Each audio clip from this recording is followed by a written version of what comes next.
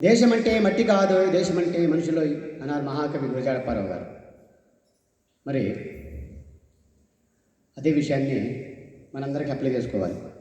నేను సైతం ప్రపంచాగ్నికి సమితినొక్కటి ఆహుతిచ్చాను, నేను సైతం భువన ఘోషక వెర్రి గొంతక విచ్చిమ్రోషాను. ఇది మహాకవి శ్రీశ్రీ అన్నమాట. మరి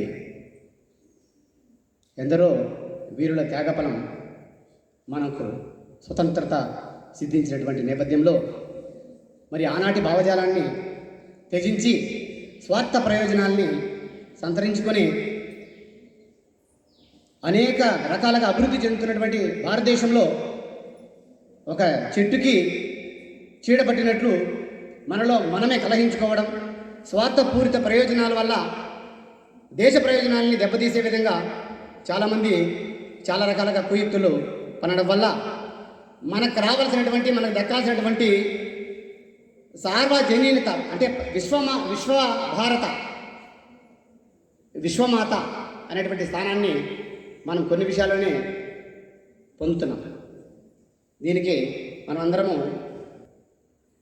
వందే మాతర గీతం వరస మారుతున్నది, వందే మాతర గీతం వరస మారుతున్నది, తరం మారుతున్నది ఆస్వరం మారుతున్నది, తరం మారుతున్నది ఆస్వరం మారుతున్నది, వందే మాతరం వందే మాతరం అంటూ ఆవేదన వ్యక్తం చేశారు.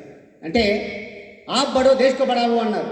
అంటే మన అభివృద్ధి దేశాభివృద్ధి, మనం అభివృద్ధి చెందాలి మానసికంగా, శారీరకంగా, అదే రకంగా సామాజికంగా, సాంస్కృతికరంగా, ఆర్థికంగా అన్ని రకాలుగా సర్వతోముఖాభివృద్ధి చెందినప్పుడే మన దేశం బాగుపడుతుంది.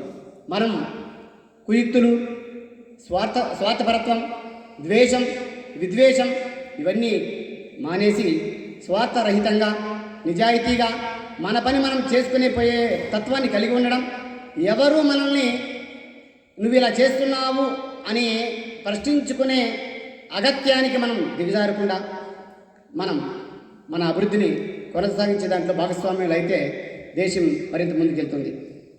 అదేవిధంగా ఈనాడు మనం చూస్తున్నాం, స్వతంత్ర భారతదేశంలో అభివృద్ధి చెందినటువంటి భారతదేశంలో అనేక రకాలైనటువంటి అగత్యాలు జరుగుతున్నాయి.